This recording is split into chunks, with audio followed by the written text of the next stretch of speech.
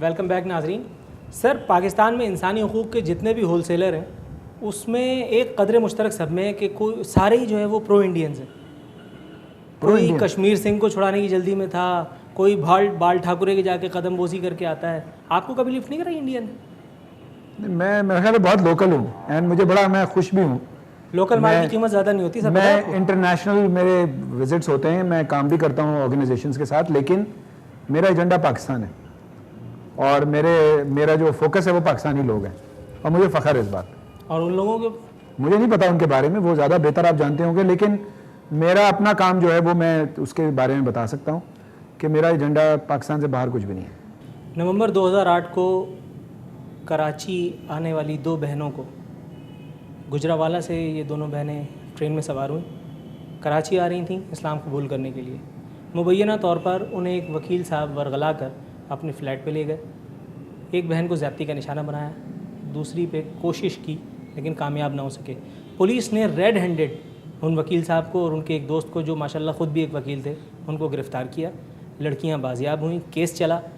Karachi bar council کے ایک سابق عہدیدار نے ان کی ضمانت کرا لی اور وہ لڑکیاں کراچی کی اس عدالت میں دوبارہ کبھی پیش نہیں ہوئی. دیکھیں جو آپ یہ تو اگر آپ کے خیال میں لا پریکٹیشنرز خود ہی قانون کا استحصال اور استعمال کرنے لگے تو کیا یہ کوئی ہیلدی ٹرینڈ ہے؟ نہیں, یہ ہیلدی ٹرینڈ نہیں ہے.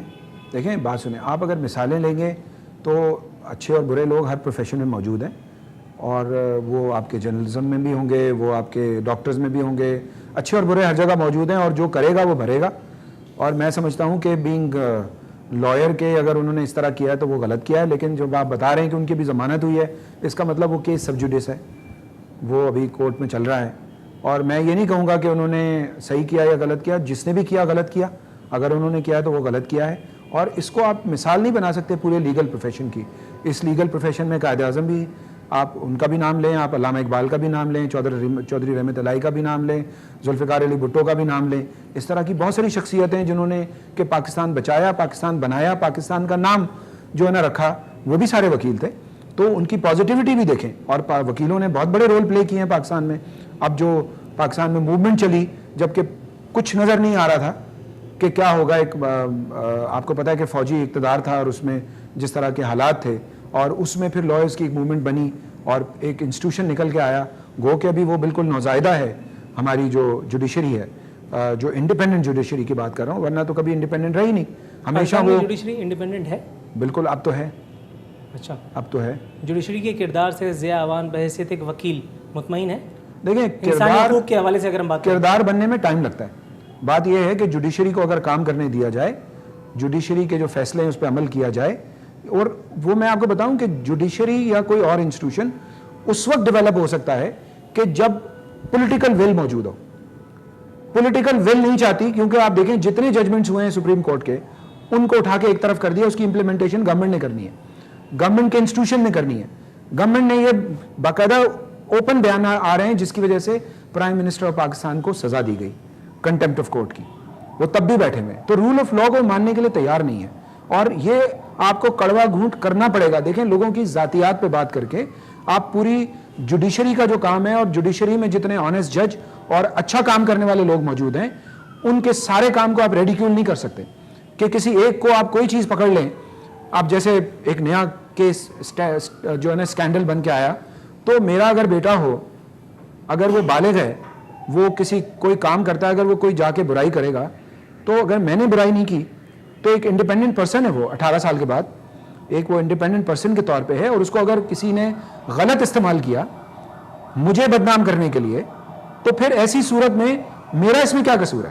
سر انسانی حقوق کی اس صورتحال پر, انسانی حقوق کے اس مزار پر وقت کی یہ دہائی, انصاف کا یہ نوحہ اس وقت تک جاری نہیں رہے گا جب تک سانحہ 12 مئی کی 48 لاشوں کو انصاف نہیں مل جاتا. عدلیہ نے ان کو انصاف دیا؟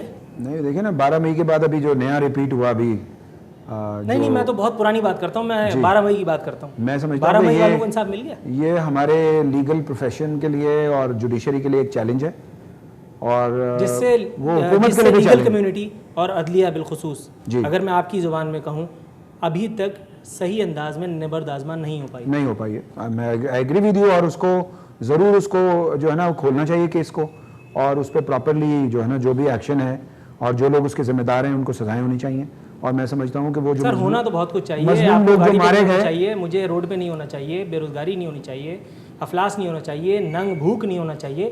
ہو کہاں رہا ہے, میں یہ تو پوچھ رہا ہوں, ہو کیوں نہیں رہا؟ دیکھیں جو اس وقت جو آپ سچویشن دیکھ رہے ہیں اس میں جو آپ نے 12 مئی کے حوالے سے بات کی, میں سمجھتا ہوں کہ 12 مئی ہمارے جو اوور آل ہمارے پروفیشن پہ جس طرح کا اٹیک ہوا تھا, جس طرح جوڈیشری پہ اٹیک ہوا, جس طرح عام شہری مارے گئے, جس طرح پورے کراچی کو بلاک کیا, آئی تھنک کہ یہ جب تک ہم اس کی ڈیپ اس میں نہیں جائیں گے اور جب تک اس کے ٹرائل نہیں ہوں گے, جب تک اس کے ذمہ دار جو ہے نا وہ لوگوں کے سامنے نہیں لائے جائیں گے, میں سمجھتا ہوں کہ یہ ایک بہت بڑا المیہ ہوگا اگر ہم نے اس پہ کچھ نہیں کیا. اور میں سمجھتا ہوں اب صحیح ہے کہ جوڈیشری کو اور لائرز کو مل کر, لائرز تو مسلسل اس کا مطالبہ کر رہے ہیں. جسٹس مشیر عالم نے اس بار 12 مئی کی جو برسی تھی اس پہ ایک تعزیتی ریفرنس سے خطاب کیا, ایک سیمینار سے خطاب کیا, اور انہوں نے فرمایا کہ 12 مئی ایک دھبا ہے.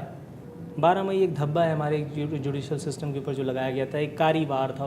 یہ ساری چیزیں تو انہیں معلوم ہیں, لوگوں کو بھی معلوم ہے, لیکن یہ دھبا مٹائے گا کون, کب انیشیٹ کرے گا, یہ آزاد عدلیہ اس کا کب نوٹس لے گی؟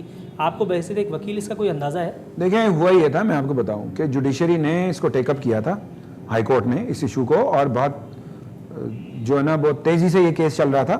ہوا یہ کہ جب مشرف صاحب نے 62 جو ہائی کورٹ اور سپریم کورٹ کے جج فارغ کیے, جو دنیا کی ہسٹری میں کبھی نہیں ہوا اور جس کی وجہ سے لائرز موومنٹ چلی, تو اس وقت جو پی سی او ججز لائے گئے, جو مشرف نے اپنے جو پی سی او ججز تھے ان کے, انہوں نے آ کے اس کیس کو نان پروسیکیوشن میں ڈسمس کیا ہے. اب نئی اپلیکیشنز اور لائرز کا یہ مطالبہ ہے کہ اس کیس کو دوبارہ سے جگانا چاہیے اور اس کو جو ہے نا اس کو جو لوگ اس کے ذمہ دار ہیں ان کو کیفر کردار تک پہنچنا چاہیے. یہ لائرز کمیونٹی کا بہت دیرینہ مطالبہ ہے اور ہم مسلسل مطالبہ کر رہے ہیں. جہاں تک رہا جوڈیشری کا سوال, چونکہ جوڈیشری نے اپنا کام کرنا ہے تو ہمارا مطالبہ ان سے بھی ہے اور ہمارا مطالبہ حکومت سے بھی ہے کہ وہ جب یہ کہتے ہیں کہ ہمارے لوگ بھی مرے, پولیٹیکل پارٹیاں جو پاور میں ہیں, تو وہ ان کو بھی تو اس سارے چیزوں میں پارٹ پلے کرنا چاہیے. اور میں سمجھتا ہوں کہ جو آپ بات کر رہے ہیں کہ اس کو ضرور کھلنا چاہیے کیس کو, اور لوگوں کو انصاف ملنا چاہیے جن کے ساتھ زیادتیاں ہوئی ہیں. میں خود اس کا شکار رہا ہوں, ہم خود ہائی کورٹ میں قید رہے ہیں جب چاروں طرف ہمارے کنٹینر تھے اور جس طرح میں تھریٹ تھا, اور جو باقی سارے لائرز کے ساتھ ہم خود بھی اس کا شکار رہے ہیں. اور میں سمجھتا ہوں کہ آج اس کی صرف بات نہیں ہے, میں آپ کو تھرو آؤٹ بتاؤں کہ ضیاء الحق کے ماشاء اللہ میں 4 دفعہ پریزن گیا ہوں رول آف لا کے لیے, as a student leader, as a lawyer. ہم جیلوں میں گئے ہیں. لیکن قدر مشترک تو یہ ہے نا کہ نہ انصاف اس وقت ملا نہ آج مل رہا ہے. یہ بات صحیح ہے اپنی جگہ پہ. میں آپ کو کبھی نہیں کہوں گا کہ انصاف کوئی لوگوں کی دہلیز تک پہنچ گیا ہے. جوڈیشری انڈیپینڈنٹ ہونے کا جو ہائی کورٹ اور سپریم کورٹ کی بات ہے وہ ایک فرسٹ سٹیپ ہے, اور اگر اس کے فیصلوں پہ عمل درآمد شروع ہوگا تو وہ سیکنڈ سٹیپ ہوگا. اور اس کے بعد اسکروٹنی دیکھیں نا, پہلے جج چیف جسٹس اپوائنٹ کیا کرتے تھے یا وزیر اعلیٰ یا گورنر کیا کرتے تھے, اب وہ جوڈیشل کمیشن بن گیا. تو اس طرح بہت ساری چیزیں ڈیولپ ہو رہی ہیں اور ہمیں بہت آگے جانا ہے, بہت ساری چیزیں کرنی ہیں. ابھی جو کچھ ہو رہا ہے لوگوں کی توقعات سے بہت کمتر ہے. لوگوں کی جو توقعات تھیں لائرز موومنٹ کے بعد وہ ہم پوری نہیں کر پائے ابھی تک. بینگ لائرز کے, بینگ پاکستان بار کاؤنسل کے ممبر کے, میں یہ آپ کو وثوق سے بات کہتا ہوں کہ لوگوں کی ہم سے توقعات بہت ہیں, جوڈیشری سے توقعات بہت ہیں, حکومت سے بھی توقعات بہت ہیں, اور وہ پوری نہیں ہو رہی ہیں. اور خاص طور پہ لوور جوڈیشری میں ہمیں بہت ہی بڑا جو ہے نا آپریشن کرنے کی ضرورت ہے. کوئی مجھے بتا رہا تھا کہ آپ 4 مرتبہ پاکستان بار کاؤنسل کے ممبر بھی رہ چکے ہیں, اس وقت بھی ہیں. کتنا پیسہ خرچ کیا اس رکنیت کے حصول کے لیے؟ دیکھیں میں آپ کو بتاؤں, میں 4 دفعہ سندھ بار کاؤنسل کا ممبر رہا ہوں, جو ایک بہت بڑا میرے لیے اعزاز ہے.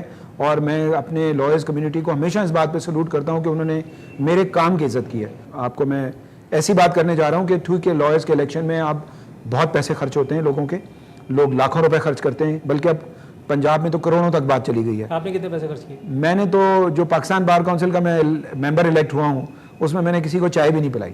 تو آپ بہت بڑے مفتی ہوئے. میں آپ سمجھ لیں مفتا ہوا, لیکن یہ بہت بڑی رسپیکٹ ہے میرے لیے کہ میں نے کبھی بھی اپنے الیکشن میں کوئی ڈنر, کوئی لنچ یا کوئی کسی کے ڈیوز کلیئر کرانا, یہ کام میں نے کبھی نہیں کیا. اور مجھے وکیلوں نے بہت عزت دی ہے میرے کام کی وجہ سے, اور خدا کا شکر ہے کہ یہ ایک رسپیکٹ جو ہے میں اپنے پروفیشن کی بھی عزت ہمیشہ چاہتا ہوں. جو کام میں نے آج تک کیا ہے, میں نے اپنے پروفیشن کو آگے بڑھانے کی بات کی ہے, میں نے کبھی اپنے پروفیشن کو بدنام نہیں ہونے دیا. اور یہی وجہ ہے کہ مجھے وکیلوں نے ہمیشہ عزت دی ہے, پبلک نے عزت دی ہے. بغیر جھنڈے کے میری گاڑی ہے لیکن مجھے ہمیشہ پبلک میں بہت زیادہ عزت ملتی ہے. میں سمجھتا ہوں اس سے بڑی سر اب دیکھتے ہیں اس انٹرویو کے بعد کیا ہوتا ہے. ناظرین, یہ تھے ضیاء احمد آوان صاحب جنہیں ہم نے بٹھایا تھا آج ہاٹ سیٹ پہ. اس انٹرویو کے بعد کی صورتحال آپ خود دیکھ لیجیے گا. یہاں نور العارفین صدیقی کو دیجیے اجازت. فی امان اللہ.